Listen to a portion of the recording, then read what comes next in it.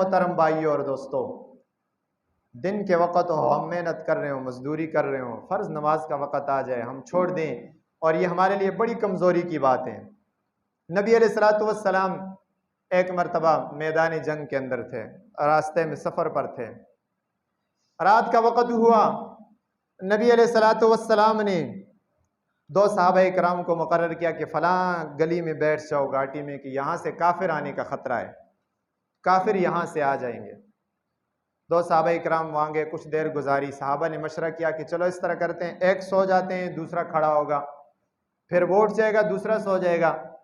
اب ایک صحابی سو گیا اور دوسرا قبلے کی طرف منہ کی، اور گھاٹی میں اسی طرف تھا، دشمن کی طرف رخ تھا، اور ادھر ہی قبلہ بھی تھا، منہ کیا اور نماز شروع کر دی کہ چلو میں نماز بھی پڑھ لوں گا۔ کون سی نماز؟ تہجد کی نماز، فرض نماز نہیں تھی، نفل نماز۔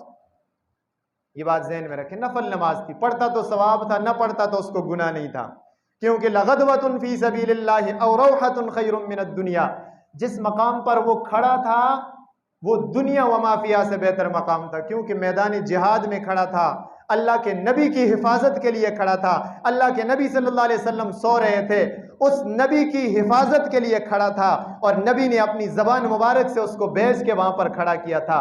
اس سے بڑی سعادت اس کے لیے دنیا میں کوئی نہیں تھی کہ اللہ کے نبی کا بھیجا ہوا تھا، میدان جہاد میں تھا، دنیا کے سارے کاموں سے سب سے بہتر کام کے اندر کھڑا ہوا تھا، اس کو کسی چیز کی ضرورت نہیں، پھر بھی نماز سے اتنی محبت کہ وہاں پر بھی دل کو سکون نہیں ملا، نماز کے لیے کھڑا ہو گیا۔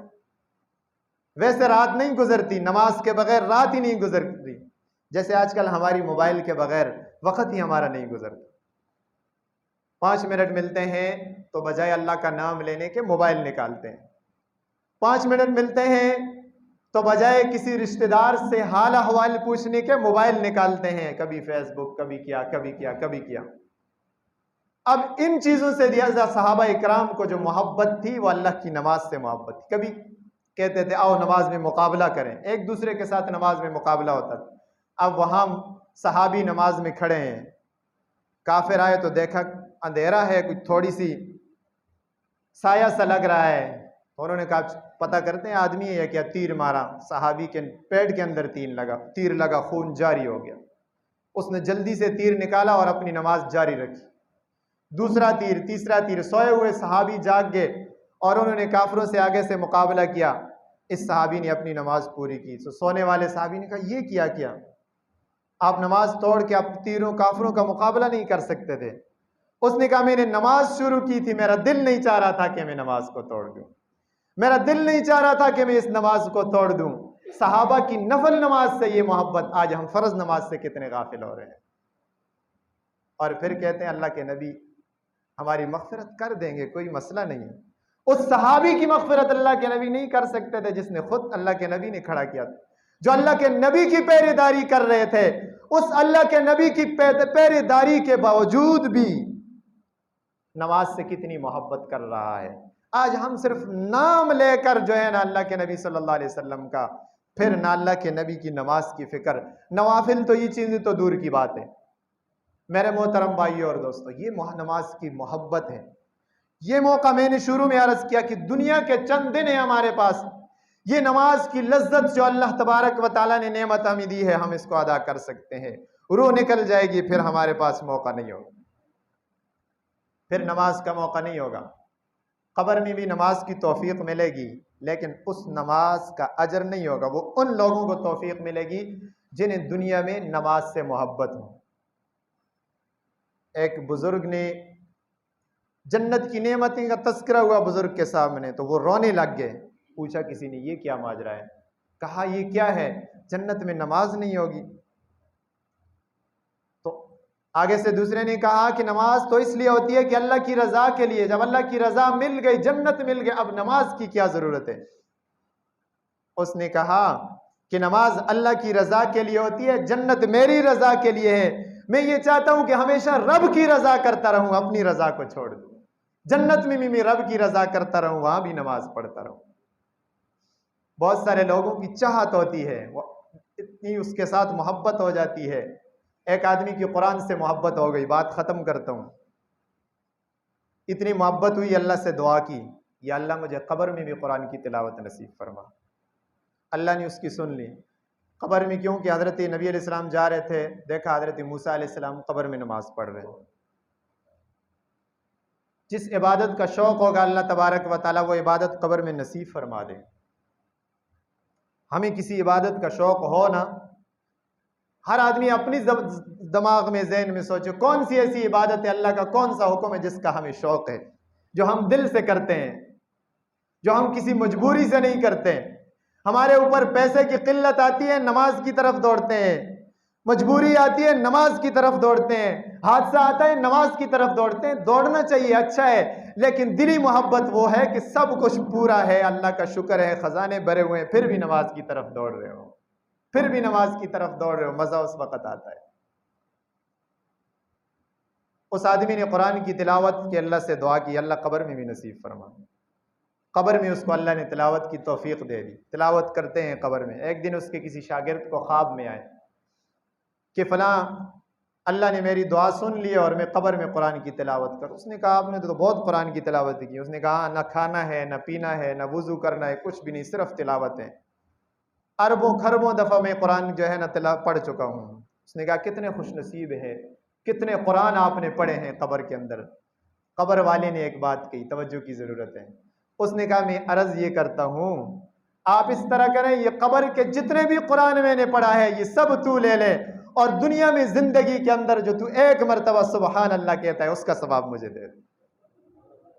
اس نے کہا یہ کیسی بات کر رہے ہیں؟ اس نے کہا قبر میں تو بہت تلاوت کرتا ہوں، بہت قرآن پڑھتا ہوں، لیکن ثواب اسی قرآن کا تھا جو میں زندگی میں پڑھا کرتا تھا۔ قبر کے قرآن یہ تو میری شوق کی بات ہے نا، اس کا ثواب مجھے نہیں ہے۔ اس لیے ہماری روح نکل جائے گی، پھر ہمارے پاس موقع نہیں ہوگا ثواب کمانے کے لیے، پھر ہمارے پاس موقع نہیں ہوگا رب کی رضا حاصل کرنے کے لیے، پھر ہمارے پاس کوئی موقع نہیں ہوگا۔ میرے محترم بھائیوں، بعض لوگوں کی نماز سے محبت کتنی ہوتی ہے۔ امام احمد بن حنبل رحمۃ اللہ تعالیٰ علیہ، بالکل آخری بات، کتنے بڑے اللہ والے تھے امام احمد بن حنبل کہ دنیا کے اندر قرآن کی وجہ سے، بڑا لمبا واقعہ ہے لیکن قرآن کی وجہ سے ان کو جیل میں جانا پڑا، بڑی تکلیفیں اٹھائی قرآن کی وجہ سے۔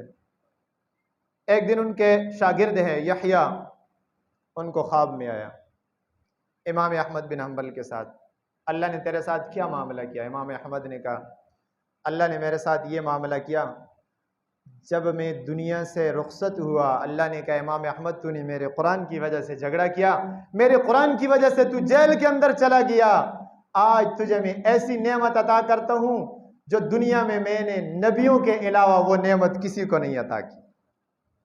وہ نعمت کیا ہے؟ اللہ نے کہا آج میں تجھے براہ راست اپنا دیدار کرا دیتا ہوں، براہ راست اپنا دیدار کرا دیتا ہوں۔ امام احمد بن حنبل فرماتے ہیں مجھے رب کا دیدار ہو گیا، اس سے بڑی نعمت میرے لیے دنیا کے اندر کوئی نہیں تھی۔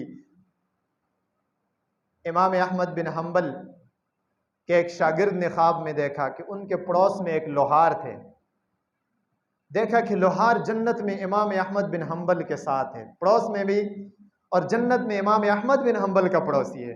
وہ امام احمد بن حنبل جس اللہ کا اتنا پسندیدہ بندہ تھا، جنت میں اس کا پڑوسی ہے۔ یہ گھر گیا، ان سے پوچھا کیا ماجرا ہے، یہ کیا وجہ ہے؟ گھر والوں نے کہا اس کا تو کوئی عمل نہیں، دن بھر لوا کوٹتا تھا اور رات کو آ کر سو جاتا تھا، فرض نمازیں ادا کرتا تھا بس۔ نہیں، کوئی ایسی وجہ تو ہوگی، کوئی ایسی وجہ تو ہوگی جس کی وجہ سے اللہ نے اس کو یہ مقام دے دیا۔ گھر والوں نے سوچا، کہا اور کوئی وجہ نہیں، رات کو امام احمد بن حنبل کا گھر ہمارے گھر کے سامنے ہوتا تھا، امام احمد بن حنبل رات کو گھر کی چھت پر کھڑے ہو کر نوافل پڑھتے تھے، اور میرا یہ بندہ دن کو تھکا ہوا آتا تھا، یہ جب بھی کروٹ بدلتا دیکھتا سامنے امام احمد بن حنبل کھڑے ہو کر نفل نمازیں پڑھ رہے ہوتے ہیں، یہ روتا یا اللہ تو نے کتنا موقع دیا ہے امام احمد بن حنبل کو، کتنی خوبصورت نماز ادا کر رہا ہے اور میں تھکا ہوا ہوں، اٹھ بھی نہیں سکتا ہوں۔ اس نماز سے محبت کے یہ الفاظ یہ روز ادا کرتا تھا، اس نماز نفل نماز کی محبت کی وجہ سے اللہ نے اس کو امام احمد بن حنبل کا ساتھی بنایا۔ اس لیے عرض میں یہ کر رہا تھا، اللہ تبارک و تعالیٰ یہ پسند کرتے ہیں کہ ہم رزق حلال میں اپنے لیے اپنے آپ کو تھکائیں۔ رزق حلال کے لیے شرط یہ ہے کہ درمیان میں اللہ کا حکم آ جاتا ہے، نماز آ جاتی ہے، اس سے غفلت نہ کریں، حرام کی طرف نہ جائیں، ان دو باتوں کا خیال کریں۔ ہمارے لیے دنیا کا رزق کمانا یہ